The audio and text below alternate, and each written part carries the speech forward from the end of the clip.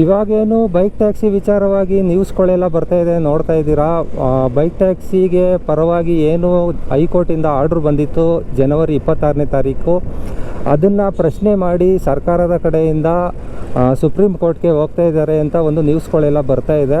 ಹೌದು, ಸರ್ಕಾರದ ಕಡೆಯಿಂದ ಮೇಲ್ಮನವಿ ಸಲ್ಲಿಕೆ ಮಾಡ್ತಾ ಇದ್ದಾರೆ ಅಂತ ಕನ್ಫರ್ಮ್ ಆಗಿದೆ.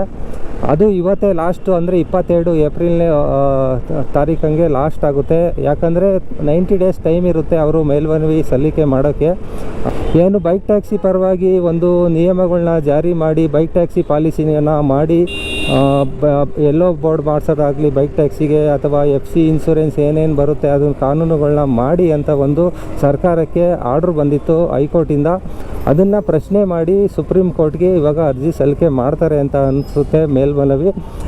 ಮಾಡಿದ ತಕ್ಷಣವೇ ಕೂಡ ಬೈಕ್ ಟ್ಯಾಕ್ಸಿ ಅನ್ನೋದು ಸ್ಟಾಪ್ ಆಗೋಗುತ್ತಾ ಅಂತ ಹೇಳೋಕ್ಕಾಗಲ್ಲ. ಯಾಕಂದರೆ ಅಲ್ಲಿ ಸುಪ್ರೀಂ ಕೋರ್ಟಲ್ಲಿ ಏನು ಹೈಕೋರ್ಟಲ್ಲಿ ಜಡ್ಜ್ಮೆಂಟ್ ಬಂದಿದೆ ಅದನ್ನು ಪರಿಶೀಲನೆ ಮಾಡ್ತಾರೆ. ಅದಾದಮೇಲೆ ಸ್ಟೇ ತರೋಕ್ಕಾಗೋದು. ಇವಾಗೇನು ಬೈಕ್ ಟ್ಯಾಕ್ಸಿ ಬ್ಯಾನ್ ಅಂತ ಏನಿತ್ತು ಅದನ್ನು ಸ್ಟೇ ತರೋಕ್ಕಾಗೋದು. ಇಲ್ಲ ಅಂದರೆ ಆಗಲ್ಲ. ಅಲ್ಲೂ ಸುಪ್ರೀಂ ಕೋರ್ಟಲ್ಲೂ ಕೂಡ ನೋಡ್ತಾರೆ ಸೂಕ್ತವಾಗಿ ಒಂದು ಜಡ್ಜ್ಮೆಂಟ್ ಬಂದಿದೆಯಾ, ಯಾವ ಥರ ಜಡ್ಜ್ಮೆಂಟ್ ಬಂದಿದೆ, ಯಾವ ಥರ ವಾದ ಪ್ರತಿವಾದಗಳೆಲ್ಲ ನಡೆದಿದೆ ಅನ್ನೋದನ್ನ ಪರಿಶೀಲನೆ ಮಾಡಿ ಆಮೇಲೆ ನಿಮಗೆ ಸ್ಟೇನ ತರೋಕ್ಕಾಗೋದು. ಏಕಾಏಕಿ ಇವತ್ತು ಅರ್ಜಿ ಸಲ್ಲಿಕೆ ಮಾಡಿದ್ದಾರೆ, ನಾಳೆಯಿಂದನೇ ಬ್ಯಾನ್ ಅಂತ ಹೇಳೋಕ್ಕಾಗಲ್ಲ. ಅದನ್ನು ಸುಪ್ರೀಂ ಕೋರ್ಟಿಂದನೇ ಕೂಡ ಬರುತ್ತೆ ಅರ್ಜಿನ ಸ್ವೀಕಾರ ಮಾಡೋದಾ ಇಲ್ಲ ರಿಜೆಕ್ಟ್ ಮಾಡೋದಾ ಅಂತ. ಮೇಲ್ಮನವಿ ಸಲ್ಲಿಕೆ ಮಾಡಿದ ತಕ್ಷಣ ಅದನ್ನು ಅವರು ತಗೊಳ್ಳೇಬೇಕು ಅಂತ ಏನಿಲ್ಲ. ಅದನ್ನು ಪರಿಶೀಲನೆ ಮಾಡಿ ರಿಜೆಕ್ಟ್ ಮಾಡೋದಾ ಅಥವಾ ಎಕ್ಸೆಪ್ಟ್ ಮಾಡೋದಾ ಅನ್ನೋದನ್ನ ಸುಪ್ರೀಂ ಕೋರ್ಟಲ್ಲಿ ಡಿಸೈಡ್ ಮಾಡ್ತಾರೆ. ಎಲ್ಲ ಕೇಸ್ಗಳು ಅಷ್ಟೇ ಗುರು. ಹೈಕೋರ್ಟಲ್ಲಿ ಏನು ಆರ್ಡ್ರ್ ಬಂದಿರುತ್ತೆ ಅದನ್ನು ಬೇಕಾದ್ರೆ ಎತ್ತಿ ಹಿಡಿಬೋದು ಸುಪ್ರೀಂ ಕೋರ್ಟಲ್ಲಿ. ಒಳ್ಳೆ ನಿರ್ಧಾರ, ಸರಿಯಾದ ನಿರ್ಧಾರನೇ ತಗೊಂಡಿದ್ದಾರೆ, ಕರೆಕ್ಟಾಗಿ ಒಂದು ನ್ಯಾಯನೇ ಕೊಟ್ಟಿದ್ದಾರೆ ಅಂತಲೂ ಕೂಡ ಹೇಳಿ ರಿಜೆಕ್ಟ್ ಕೂಡ ಮಾಡ್ಬೋದು. ಇಲ್ಲಾಂದರೆ ಇದರಲ್ಲಿ ಸರಿ ಇಲ್ಲ, ಇದರಲ್ಲಿ ಮತ್ತೆ ವಾದ ಪ್ರತಿವಾದಗಳು ಆಗ್ಬೋದು ಅಂತ ಕೂಡ ಎಕ್ಸೆಪ್ಟ್ ಮಾಡ್ಬೋದು. ನೋಡೋಣ ಮುಂದಿನ ದಿನದಲ್ಲಿ ಏನಾಗುತ್ತೆ ಅನ್ನೋದನ್ನ. ಇವಾಗ ನಮ್ಮ ಕರ್ನಾಟಕ ಸರ್ಕಾರ ಇವತ್ತು ಸಲ್ಲಿಕೆ ಮಾಡುತ್ತಾ ಇಲ್ವಾ ನೋಡೋಣ. ನಾನು ನ್ಯೂಸ್ ಕೂಡ ನೋಡಿಲ್ಲ. ಸಲ್ಲಿಕೆ ಮಾಡಿದರೆ ನ್ಯೂಸ್ಗಳೆಲ್ಲ ಜೋರಾಗಿ ಬಂದಿರೋದು. ಇನ್ನೂ ಅರ್ಜಿಗೆ ಸಲ್ಲಿಕೆ ಮಾಡಿದ್ದಾರೆ. ಇವತ್ತೇ ಲಾಸ್ಟ್ ಡೇಟು 22ನೇ ತಾರೀಕು ಅಂತ ಹೇಳ್ತಾ ಇದ್ದಾರೆ. ಯಾಕಂದರೆ 90 ಡೇಸ್ ಟೈಮ್ ಇರುತ್ತೆ. ಹೈಕೋರ್ಟಲ್ಲಿ ಏನು ಆರ್ಡ್ರ್ ಬಂದಿದೆ ಅದನ್ನು ಸ್ಟೇ ತರೋಕ್ಕೆ, ಮೇಲ್ಮನವಿ ಸಲ್ಲಿಕೆ ಮಾಡೋಕ್ಕೆ ಸುಪ್ರೀಂ ಕೋರ್ಟ್ಗೆ 90 ಡೇಸ್ ಟೈಮ್ ಇರುತ್ತೆ. ಇವತ್ತು 90 ಡೇಸ್ ಎಂಡ್ ಆಗ್ತಾಯಿದೆ. ಜನವರಿ 26ನೇ ತಾರೀಕು ಬಂದಿದ್ದು ಅದು ಆರ್ಡರು. ಇವತ್ತಿಗೆ 90 ಡೇಸ್ ಆಗಿ ಕಂಪ್ಲೀಟ್ ಆಗ್ತಾಯಿದೆ. ನೋಡೋಣ ಏನು ಮಾಡ್ತಾರೆ ನಮ್ಮ ಕರ್ನಾಟಕ ಸರ್ಕಾರ ಬೈಕ್ ಟ್ಯಾಕ್ಸಿ ವಿರೋಧವಾಗಿ ಯಾವ ಥರ ವಾದ ಪ್ರತಿವಾದಗಳನ್ನ ಮಾಡ್ತಾರೆ ಅಂತ. ಇಷ್ಟೊಂದು ವರ್ಷಗಳಿಂದ ಕೇಸ್ಗಳು ಹೈಕೋರ್ಟಲ್ಲಿ ನಡೀತಾ ಬರ್ತಾಯಿದೆ. ಬೈಕ್ ಟ್ಯಾಕ್ಸಿ ಬೇಡ ಅಂತ ನಮ್ಮ ಕರ್ನಾಟಕ ಸರ್ಕಾರದವರು ವಾದ ಕೂಡ ಮಾಡ್ತಾ ಬರ್ತಾಯಿದ್ದಾರೆ. ಕೊನೆಗೂ ಜಯ ಬೈಕ್ ಟ್ಯಾಕ್ಸಿಗೆ ಸಿಕ್ಕಿತ್ತು. ಎಲ್ಲರೂ ಕೂಡ ಖುಷಿಯಾಗಿ ಬೈಕ್ ಟ್ಯಾಕ್ಸಿ ಮಾಡ್ತಾಯಿದ್ರಿ. ನಮ್ಮ ಸರ್ಕಾರನೂ ಕೂಡ ಯಾವುದೇ ಥರ ನಿಯಮಗಳನ್ನ ಇನ್ನೂ 3 ತಿಂಗಳಿಂದ ಏನು ಆರ್ಡ್ರ್ ಬಂದಿತ್ತು ಅಲ್ಲಿಂದ ಒಂದು ನ್ಯೂಸು ಕೂಡ ಬಂದಿಲ್ಲ. ಒಂದು ನಿಯಮಗಳನ್ನ ಜಾರಿ ಮಾಡೋ ಸುದ್ದಿನೇ ಬಂದಿರಲಿಲ್ಲ. ಇವಾಗ ಒಂದು ವಾರದಿಂದ ಸುಪ್ರೀಂ ಕೋರ್ಟ್ಗೆ ಅರ್ಜಿ ಸಲ್ಲಿಕೆ ಮಾಡ್ತಾರೆ, ಮೇಲ್ಮನವಿ ಸಲ್ಲಿಕೆ ಮಾಡ್ತಾರೆ ಅನ್ನೋ ನ್ಯೂಸು ಬರ್ತಾ ಇದೆ. ಯಾಕಂದರೆ ಸರ್ಕಾರದಿಂದ ಯಾವುದೇ ಥರ ನಿಯಮಗಳನ್ನ ಜಾರಿ ಮಾಡಿಲ್ಲ ಗುರು. ಜಾರಿ ಮಾಡ್ತಾರೋ ಬಿಡ್ತಾರೋ ಸರ್ಕಾರಕ್ಕೆ ಬಿಟ್ಟಿದ್ದು. ಕೋರ್ಟಿಂದ ಕೂಡ ಆರ್ಡ್ರ್ ಆಗಿದೆ ಮಾಡಲೇಬೇಕು ಅಂತ ಬೈಕ್ ಟ್ಯಾಕ್ಸಿ ಪಾಲಿಸಿಗೆ. ನೋಡೋಣ ಏನು ಮಾಡ್ತಾರೆ ಅಂತ. ಸುಪ್ರೀಂ ಕೋರ್ಟಲ್ಲಿ ಮತ್ತೆ ಏನಾದ್ರು ಎಕ್ಸೆಪ್ಟ್ ಮಾಡಿ ಇದಕ್ಕೆ ವಾದ ಪ್ರತಿವಾದಗಳು ನಡೆಯುತ್ತಾ ಅಂತ ನೋಡೋಣ. ಇದು ಇನ್ನೂ ಒಂದು 2-3 ವರ್ಷ ಹಿಂಗೆ ತಳ್ಕೊಂಡು ಹೋಗ್ಬೋದು.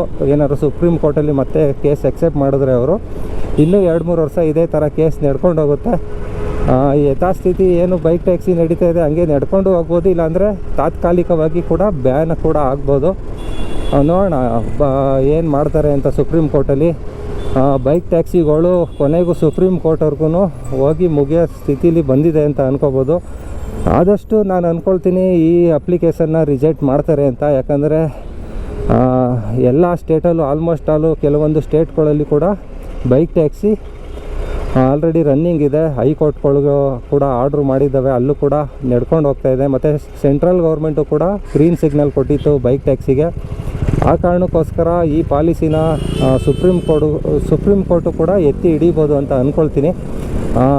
ಇವರು ಕೇಸ್ನ ಮೇಲ್ಮನವಿ ಸಲ್ಲಿಕೆ ಮಾಡಿದ ತಕ್ಷಣ ಅದನ್ನು ಎಕ್ಸೆಪ್ಟ್ ಮಾಡಿ ಕೊಡಬೇಕು ಅಂತ ಏನಿಲ್ಲ. ಅದನ್ನು ಅವರು ಪರಿಶೀಲನೆ ಮಾಡಿ ರಿಜೆಕ್ಟ್ ಮಾಡೋದಾ ಅಥವಾ ಎಕ್ಸೆಪ್ಟ್ ಮಾಡೋದಾ ಅನ್ನೋದನ್ನ ಅವರು ಡಿಸೈಡ್ ಮಾಡ್ತಾರೆ. ಅದನ್ನು ನಮ್ಮ ಕೈಲಿ ನಾವೇನು ಹೇಳೋಕ್ಕಾಗಲ್ಲ. ನೋಡೋಣ, 1-2 ದಿವಸ ವೆಯ್ಟ್ ಮಾಡಿದ್ರೆ ಗೊತ್ತಾಗ್ಬಿಡುತ್ತೆ ಸುಪ್ರೀಂ ಕೋರ್ಟಲ್ಲಿ ಬೈಕ್ ಟ್ಯಾಕ್ಸಿ ವಿಚಾರ ಏನಾಗಿದೆ ಅಂತ. ಮತ್ತು ಸುಪ್ರೀಂ ಕೋರ್ಟಲ್ಲೂ ಕೂಡ ಪ್ರತಿವಾದಗಳು ಏನಾದ್ರು ನಡೆದರೆ ಆಲ್ ಓವರ್ ಇಂಡಿಯಾಗೆ ಕೂಡ ಅದು ಕೂಡ ಅಪ್ಲೈ ಆಗೋಗುತ್ತೆ. ಎಲ್ಲ ಸ್ಟೇಟಲ್ಲೂ ಕೂಡ ಈ ತೊಂದರೆಗೆ ನಿವಾರಣೆ ಆಗುತ್ತೆ ಅಂತ ಹೇಳ್ಕೊಬೋದು. ಯಾಕಂದರೆ ಕರ್ನಾಟಕ ಸ್ಟೇಟಿಂದ ಇವಾಗ ಫಸ್ಟು ಸುಪ್ರೀಂ ಕೋರ್ಟ್ಗೆ ಹೋಗ್ತಾ ಇರೋದು ಬೈಕ್ ಟ್ಯಾಕ್ಸಿ ವಿಚಾರ. ಸುಪ್ರೀಂ ಕೋರ್ಟಲ್ಲಿ ಹೋದರೆ ಎಲ್ಲ ಸ್ಟೇಟ್ಗೂ ಕೂಡ ಫೈನಲ್ ಆಗಿ ಸಂದೇಶ ಸಿಕ್ತಂಗೆ ಆಗುತ್ತೆ. ಸುಪ್ರೀಂ ಕೋರ್ಟ್ ನಿರ್ಧಾರ ಅಲ್ಲಿ ಬೇಕಾ ಬೇಡವಾ ಅನ್ನೋದನ್ನ ಸುಪ್ರೀಂ ಕೋರ್ಟಲ್ಲಿ ಡಿಸೈಡ್ ಆಗುತ್ತೆ ಅಂತ ಅನ್ಕೋಬೋದು. ಸುಪ್ರೀಂ ಕೋರ್ಟಲ್ಲಿ ಏನಾದರೂ ಬೇಕು ಅಂತ ಡಿಸೈಡ್ ಆಗಿಬಿಟ್ರೆ ಬೈಕ್ ಟ್ಯಾಕ್ಸಿ ಆಲ್ ಓವರ್ ಇಂಡಿಯಾದಲ್ಲಿರೋ ಸ್ಟೇಟ್ಗಳು ಕೂಡ ಅಪ್ಲೈ ಅದೇನೇ ಆಗೋಗುತ್ತೆ ಅಂತ ಅನ್ಕೋಬೋದು. ಅವರು ಕೂಡ ಹೋಗಿ ಅಲ್ಲಿ ಫೈಟ್ ಮಾಡೋಕ್ಕೆ ಹೋದರೆ ಅದೇ ಥರನೇ ನ್ಯೂಸ್ ಕೂಡ ಬರೋದು ಅಲ್ಲೂ ಕೂಡ ಬೈಕ್ ಟ್ಯಾಕ್ಸಿ ಬೇಕು ಅನ್ನೋದು. ಇಲ್ಲ ಬೇಡ ಅಂತ ಅಂದರೆ ಎಲ್ಲ ಕಡೆಯೂ ಕೂಡ ಅದೇ ಥರ ಅಪ್ಲೈ ಆಗ್ಬೋದು ಸುಪ್ರೀಂ ಕೋರ್ಟ್ ವಿಚಾರ. ನೋಡೋಣ ಏನಾಗುತ್ತೆ ಅಂತ. ಯಾರು ಏನು ಹೇಳೋಕ್ಕಾಗ್ತಾಯಿಲ್ಲ. ಇವಾಗ ಬೇರೆ ಯುದ್ಧದ ಪರಿಸ್ಥಿತಿ ಇದೆ ಆಲ್ ಓವರ್ ವರ್ಲ್ಡು. ಯಾರಿಗೂ ಕೂಡ ಸರಿಯಾಗಿ ಗ್ಯಾಸ್ ಸಿಗ್ತಾಯಿಲ್ಲ, ಪೆಟ್ರೋಲ್ ಸಿಗ್ತಾಯಿಲ್ಲ. ಕೆಲವು ಕಡೆ ಬೇಗ ಕ್ಲೋಸ್ ಮಾಡ್ಕೊಂಡು ಹೋಗ್ತಾಯಿದ್ದಾರೆ ಪೆಟ್ರೋಲ್ ಬಂಕ್ಗಳೆಲ್ಲ. ನೋಡಿರ್ತೀರ. ಈಗಿನ ಟೈಮ್ಗಳಲ್ಲಿ ಜೀವನ ಸಾಗಿಸೋದೇ ಕಷ್ಟ ಆಗೋಗಿದೆ. ತುಂಬ ಜನ ಬೈಕ್ ಟ್ಯಾಕ್ಸಿ ರೈಡರ್ಸ್ಗಳು ಇದನ್ನೇ ನಂಬ್ಕೊಂಡು ಬೈಕ್ ಟ್ಯಾಕ್ಸಿನೆಲ್ಲ ಮಾಡ್ತಾಯಿದ್ದಾರೆ. ಬೇರೆ ಆಪ್ಷನ್ ಇದೆ ಅಂತ ನೀವೆಲ್ಲ ಹೇಳ್ಬೋದು, ಬೇರೆ ಆಪ್ಷನ್ ಇದೆಯಲ್ಲ ಗುರು ಮಾಡ್ಕೊಂಡು ಹೋಗ್ಬೋದಲ್ಲ ಅಂತ. ಬೇರೆ ಆಪ್ಷನ್ಗಳು ಇದ್ದಾವೆ, ಡೆಲಿವರಿ ಅಪ್ಲಿಕೇಶನ್ ಆಪ್ಷನ್ಗಳೆಲ್ಲ ಇದ್ದಾವೆ. ಅದರಲ್ಲಿ ತುಂಬ ಜನ ಆಲ್ರೆಡಿ ಮಾಡ್ತಾಯಿದ್ದಾರಲ್ಲ. ಎಲ್ಲರೂ ಕೂಡ ಒಂದೇ ಥರ ಡೆಲಿವರಿ ಕೆಲಸಗಳೆಲ್ಲ ಮಾಡೋಕ್ಕೆ ಹೋದರೆ ಅಲ್ಲಿ ಯಾರಿಗೂ ಕೂಡ ಅರ್ನಿಂಗ್ಸ್ ಆಗೋಲ್ಲ. ಓಕೆನಾ? ಎಲ್ಲರಿಗೂ ಕೂಡ ಲಾಸ್ ಆಗುತ್ತೆ. ಓಕೆನಾ? ಅದೇ ಥರನೇ ಇವಾಗ ಬೈಕ್ ಟ್ಯಾಕ್ಸಿ ಅನ್ನೋದು ಜನಗಳಿಗೆ ಕಂಫರ್ಟಬಲ್ ಆಗಿದೆ, ಜನರಿಗೆ ಇಷ್ಟ ಆಗಿದೆ. ಅದಕ್ಕೋಸ್ಕರ ಜನರು ಯೂಸ್ ಮಾಡ್ತಾಯಿದ್ದಾರೆ. ಅದನ್ನೇ ಕೇಳ್ತಾ ಇರೋದು ಎಲ್ಲರೂ ಕೂಡ. ನಿಯಮಗಳನ್ನ ಜಾರಿ ಮಾಡಿ. ಯಾಕೆ ಮಾಡೋಕ್ಕಾಗಲ್ಲ ನಿಯಮಗಳನ್ನ? ಓಕೆನಾ? ಎಲ್ಲನೂ ಕೂಡ ಮನುಷ್ಯರೇ ಸೃಷ್ಟಿ ಮಾಡಿರೋದು.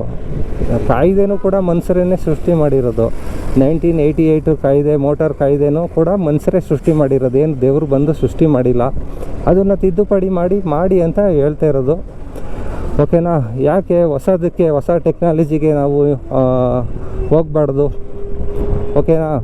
ಹಳೆ ಕಾಲದಲ್ಲೆಲ್ಲ ಆಟೋ ಬಂದಾಗೆಲ್ಲ ಈ ಟಾಂಗಾ ಗಾಡಿಯವರೆಲ್ಲ ವಿರೋಧ ಮಾಡಿದರು, ಗಲಾಟೆ ಮಾಡಿದರು. ಅವರು ಇವಾಗ ಅವರೇ ಆಟೋ ತಗೊಂಡು ಓಡಿಸ್ತಾ ಇದ್ದಾರೆ. ಅದೇ ಥರನೇ ನಿಮಗೆ ಬೈಕ್ ಟ್ಯಾಕ್ಸಿ ಇಷ್ಟ ಆಗಲ್ಲ ಇವಾಗ.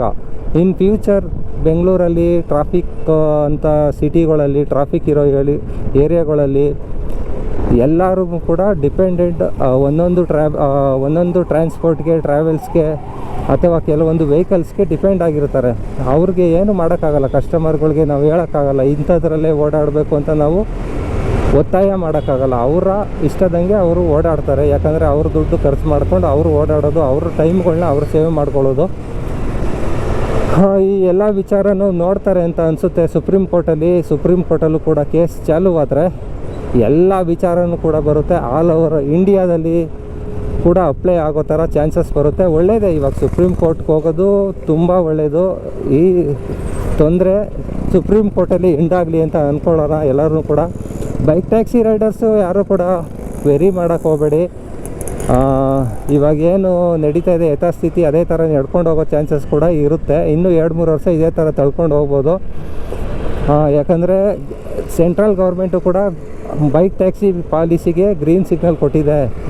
ಇದನ್ನು ಅಬ್ಸರ್ವ್ ಮಾಡ್ಕೊಳ್ಳಿ. ಅದನ್ನು ಕೂಡ ಸುಪ್ರೀಂ ಕೋರ್ಟಲ್ಲಿ ಲಾಯರ್ಗಳು ಅಲ್ಲಿರೋರು ಅದನ್ನು ಕೂಡ ವಾದ ಮಾಡ್ತಾರೆ. ಓಕೆನಾ?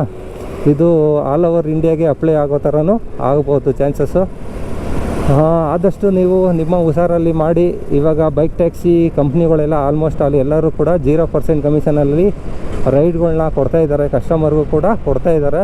ಅದೇ ಕಾರಣಕ್ಕೋಸ್ಕರ 3-4 ತಿಂಗಳಿಂದನೂ ಕೂಡ 0% ಕಮಿಷನಲ್ಲೇ ರನ್ ಮಾಡ್ತಾ ಇರೋದು. ಯಾಕಂದರೆ ಸುಪ್ರೀಂ ಕೋರ್ಟ್ಗೆ ಹೋದ್ರೂ ಕೂಡ ಇದನ್ನೇ ತೋರಿಸ್ತಾರೆ. 0% ಕಮಿಷನ್ನು ಅಂದರೆ ಯಾವುದೇ ಥರ ನಾವು ಕಸ್ಟಮರ್ ಹತ್ರ ಕಮಿಷನ್ ತಗೊಳ್ತಾ ಇಲ್ಲ, ಪ್ಲ್ಯಾಟ್ಫಾರ್ಮ್ ಚಾರ್ಜ್ ತಗೊಳ್ತಾ ಇಲ್ಲ, ರೈಡರ್ ಹತ್ರನೂ ಕೂಡ ತಗೊಳ್ತಾ ಇಲ್ಲ. ನಾವು end to end customer to ರೈಡರ್ನ ಕೊಡ್ತಾಯಿದ್ದೀವಿ. ನಾವು ಬರೀ ಪ್ಲ್ಯಾಟ್ಫಾರ್ಮ್ ಇಕ್ಕಿದ್ದೀವಿ, ಅದರಿಂದ ಅವರು ಬುಕ್ ಮಾಡಿ ಹೋಗ್ತಾ ಇದ್ದಾರೆ. ನಾವು ಯಾವುದೇ ಥರ ಕಮಿಷನ್ ತಗೊಳ್ತಾ ಇಲ್ಲ, GST ತಗೊಳ್ತಾ ಇಲ್ಲ, ಏನೂ ತಗೊಳ್ತಾ ಇಲ್ಲ ಅನ್ನೋ ಥರನೇ ವಾದ ಮಾಡ್ತಾರೆ. ನೋಡೋಣ ವಾದ ಪ್ರತಿವಾದಗಳು ಏನು ನಡೀತೆ ಅನ್ನೋದು ನಿಮಗೆ ತಿಳಿಸ್ಕೊಡ್ತೀನಿ. ಇದಿಷ್ಟು ವಿಚಾರ ಸುಪ್ರೀಂ ಕೋರ್ಟ್ಗೆ ಬೈಕ್ ಟ್ಯಾಕ್ಸಿ ಅನ್ನೋ ವಿಚಾರ ಹೋಗ್ತಾ ಇದೆ ಅನ್ನೋದು. ನೋಡೋಣ ಇವಾಗ ಇನ್ನೊಂದು 2-3 ದಿವಸದಲ್ಲಿ ಗೊತ್ತಾಗುತ್ತೆ ಸುಪ್ರೀಂ ಕೋರ್ಟ್ಗೆ ಹೋಗಿ ಏನಾಗುತ್ತೆ ಅನ್ನೋದು ವಿಚಾರ. ಓಕೆನಾ, ಇದಿಷ್ಟು ಬಂದು ಬೈಕ್ ಟ್ಯಾಕ್ಸಿ ವಿಚಾರ ಫ್ರೆಂಡ್ಸ್. ಆ ವಿಡಿಯೋ ಹೇಗೆ ಅನ್ನಿಸ್ತು ಏನು ಅನ್ನೋದನ್ನ ಕಮೆಂಟ್ ಮಾಡಿ. ವಿಡಿಯೋ ಇಷ್ಟ ಆದರೆ ಲೈಕ್ ಮಾಡಿ, ಶೇರ್ ಮಾಡಿ. ನಿಮ್ಮ ಬೈಕ್ ಟ್ಯಾಕ್ಸಿ ರೈಡರ್ಸ್ ಯಾರಿದ್ದಾರೆ ಅವ್ರಿಗೂ ಕೂಡ ಶೇರ್ ಮಾಡಿ. ಏನು ವೆರಿ ಮಾಡೋಕ್ಕೆ ಹೋಗಬೇಡಿ. ಆರಾಮಾಗಿ ಇವಾಗ ಹೆಂಗೆ ಮಾಡ್ತಾಯಿದ್ದೀರಾ ಹಂಗೆ ಮಾಡ್ಕೊಂಡೋಗಿ. ಆದಂಗೆ ಆಗಲಿ ಗುರು, ಏನು ಮಾಡೋಕ್ಕಾಗಲ್ಲ. ಓಕೆನಾ, ಓಕೆ, ನೆಕ್ಸ್ಟ್ ವಿಡಿಯೋದಲ್ಲಿ ಸಿಗೋಣ ಇದೇ ಥರ.